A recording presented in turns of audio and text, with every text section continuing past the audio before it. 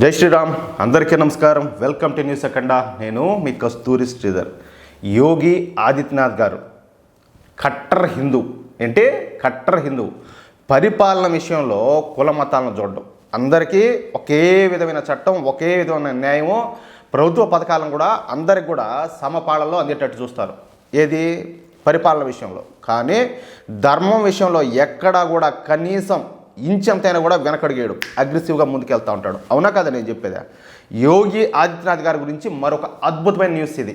యోగి ఆదిత్యనాథ్ గారు ఉత్తరప్రదేశ్ ముఖ్యమంత్రిగా ప్రమాణ స్వీకారం చేసినప్పటి నుంచి కాస్త ముందు వెనక ఆలోచించి మాట్లాడుతూ ఉన్నారు. ఇక యాక్షన్ విషయంలో ఏ మాత్రం వెనక తగ్గనప్పటికీ మాట్లాడే వ్యాఖ్యల విషయంలో కొంచెం ఆచితూచి అయితే మాట్లాడుతూ ఉన్నారు. సూటిగా సుత్తి లేకుండా మాట్లాడుతూ ఉన్నారు. కానీ ఇప్పుడు బంగ్లాదేశ్లో హిందువుల పరిస్థితి చూసిన తర్వాత యోగి ఆదిత్యనాథ్ గారిలో స్పష్టమైన మార్పు కనపడుతుంది. బంగ్లాదేశ్ హిందువుల నరమేధాన్ని చూస్తూ భరించలేని యోగి ఆదిత్యనాథ్ గారు ఇప్పుడు ఆ విషయాలను ప్రజలకు అంటే హిందువులకు తెలియజేయాలని చెప్పేసి తపన పడుతున్నారు. ఇందుకోసం హిందువులకు అర్థమయ్యే భాషలో, అర్థమయ్యే రీతిలో సుదీర్ఘంగా మాట్లాడుతున్నారు. ఆయన మాటల్లో ఒక రకమైన బాధ, ఆవేదన కనపడుతుంది. అర్థమవుతుందా? అందుకే బంగ్లాదేశ్ పరిస్థితులను చూసే బాటెంగతో కాటెంగ నినాదాన్ని అయితే యోగి ఆదిత్యనాథ్ గారు అయితే తీసుకొచ్చారు. హిందువులు ఐకమత్యంగా ఉంటేనే మనం బ్రతకగలుగుతాము, లేదంటే అని చెప్పి అర్థం వచ్చేటట్టు చాలా లోతుగా ఆలోచించి యోగి ఆదిత్యనాథ్ గారు ఈ నినాదాన్ని అయితే ఎత్తుకున్నారు. ఇక్కడ మీకు ఒక విషయం చెప్పాలా. అదేందయ్యా అంటే రామకథా పార్క్. ఎప్పుడన్నా విన్నారు ఈ పేరు? ఈ రామకథా పార్కును అయోధ్యలో నిర్మించినారు. ఈ రామకథా పార్కులోని చెట్లన్నీ కూడా ఆనాడు శ్రీరామచంద్రుల వారి పాలనలో ఉన్న అయోధ్యలో ఎలాంటి చెట్లు అయితే ఉండేవో, అంటే పురాణాలు ఉంటాయి కదా, ఎవరు చూసి వచ్చారని చెప్పి అడ్డమైన వాగుడు వాగేవాళ్ళు కొంతమంది ఉంటారు, ఎదవల సన్నాసులు. అందుకని చెప్తున్నా, మన పురాణాల్లో అన్నీ కూడా పొందుపరిచి ఉండాలి. అదేవిధంగా ఎలాంటి జంతువులు స్వేచ్ఛగా తిరుగుతూ ఉండేవో అలాగే ఇప్పుడు అయోధ్యలో అచ్చం ఆ కాలం నాటి ఉద్యానవనాన్ని నిర్మించారు. దాన్నే రామకథా పార్క్ అని చెప్పి పిలుస్తున్నారు. మన దేశంలోనే ఈ రామకథా పార్కు చాలా ఉన్నతమైనదిగా పిలువబడుతుంది. ఇక అయోధ్యలోని ఈ రామకథా పార్కులో రామాయణ మేళానైతే మొన్న యోగి ఆదిత్యనాథ్ గారు ప్రారంభించారు. ఈ సందర్భంగా యోగి గారు చాలా సున్నితంగా, సూక్ష్మంగా మాట్లాడుతూ హిందువులకు అర్థమయ్యే రీతిలో జరుగుతున్నటువంటి ఈ పరిణామాలన్నింటినీ కూడా అద్భుతంగా వివరించారు. యోగి గారి మాటలోనే ఆయన ఏం చెప్పినాడో చెప్తే ఇప్పుడు మీకు. సోదర సోదరీమణులారా, ఇప్పుడు నేను మీకు విషయం చెప్పబోతున్నా. ఈ విషయాన్ని ఎన్నిసార్లైనా చెప్పడానికి నేను సిద్ధంగా ఉన్నా. ఎందుకంటే ఒక ముఖ్యమంత్రిగా అది నా ధర్మం, నా జాతిని కాపాడుకోవడం నా కర్తవ్యం. నైనా స్వామి, నీ అటు వాళ్ళు ఉండాలి. ఎంత బాగా నాకైతే శరీరం అంతా పైకి పోతున్నాయి మీరు మాట్లాడే మాటలు. రక్తంలో అణువణువున వెళ్ళిపోతుంది మీరు మాట్లాడే మాటలు నాకు మైండ్లోకి.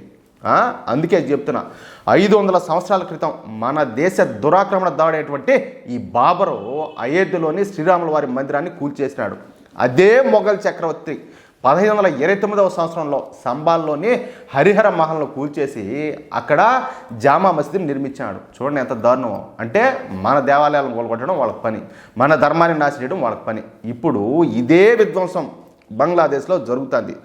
బంగ్లాదేశ్లో జరుగుతున్న విధ్వంసం మొత్తం కూడా ఒక్క హిందువుల మీద మాత్రమే జరుగుతుంది. అర్థమవుతుందా? ఈ విషయాన్ని అందరూ కూడా గుర్తుంచుకోవాలి. ఏదోలే ఈ హింస బంగ్లాదేశ్లో కదా జరుగుతుంది, మనకే ఉండదులే అని అనుకోకండి.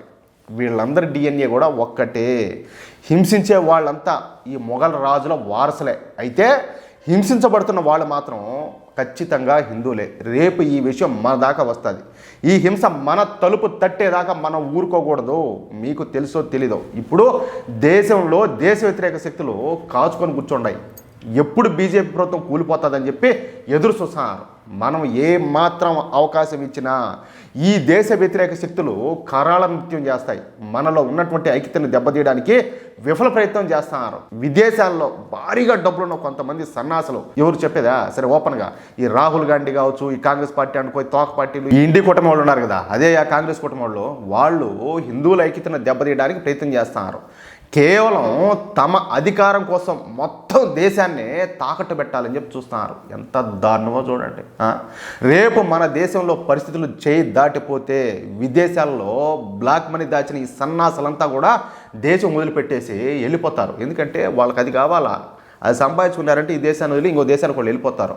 అప్పుడు మన కర్మను మనమే అనిపించాల్సి వస్తుందంటూ యోగి ఆదిత్యనాథ్ గారు అరటిపండు తొక్క ఒలిసి నోట్లో పెట్టినట్టు పసిబిడ్డలకు ఆ మాదిరిగా మన హిందువుల భవిష్యత్తును చాలా అద్భుతంగా వివరించి చెప్పినారు. అయితే ఇప్పుడు యోగి ఆదిత్యనాథ్ గారు చేసిన ఈ వ్యాఖ్యలు దేశవ్యాప్తంగా సంచలనం రేకిస్తూ ఉండడం ప్రతి ఒక్కరూ గుర్తుంచుకోవాల్సిన విషయం. అర్థమైందా?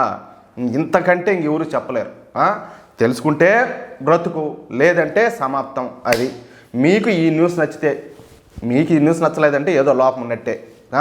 సరే, అదేవిధంగా నేను చెప్పింది కరెక్టే అని మీరు భావిస్తే ఈ న్యూస్ను నలుగురికి షేర్ చేయండి.